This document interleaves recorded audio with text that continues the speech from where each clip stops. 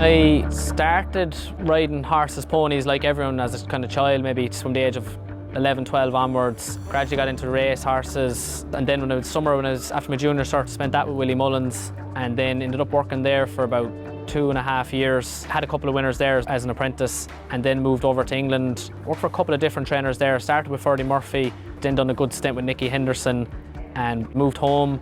Started doing a few pointers with my dad, and training a few as well. And quickly realised that was a very, very hard game, and the breezers just kind of got into them as well, and they just kind of took over then because they were the one thing that was working, and I've just gradually built that up since. Like a lot of what I'd learned about kind of the training side of horses or like horsemanship was when I would have been in Willie Mullins, because it was 15 to 18 when you're still learning a lot. Like that was nearly like my leaving cert, the 2 or 3 years there, and I still use the methods, that, even though it's totally different, obviously training breezers versus training horses to win in Cheltenham, but it's still the same concept, and a lot of the things we do are similar. I started doing a lot of work for Johnny Murtagh over the last maybe 4 to 5 years, and that's just kind of grown because we've been busy with that because Johnny's obviously flying, and we bought a couple of good horses together, and then I've had a couple of friends now that are training and stuff like that, and do a little bit of work to help them.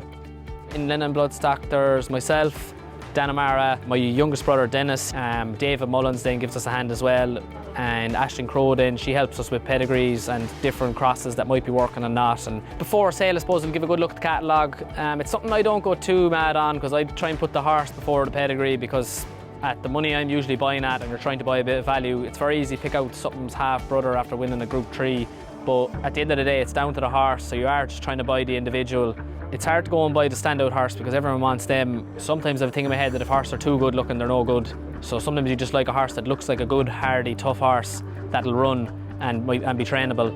Good walk, temperament, they're probably the 2 main things. And then obviously, if you can, you're trying to find a nice sire or sire that's on the up.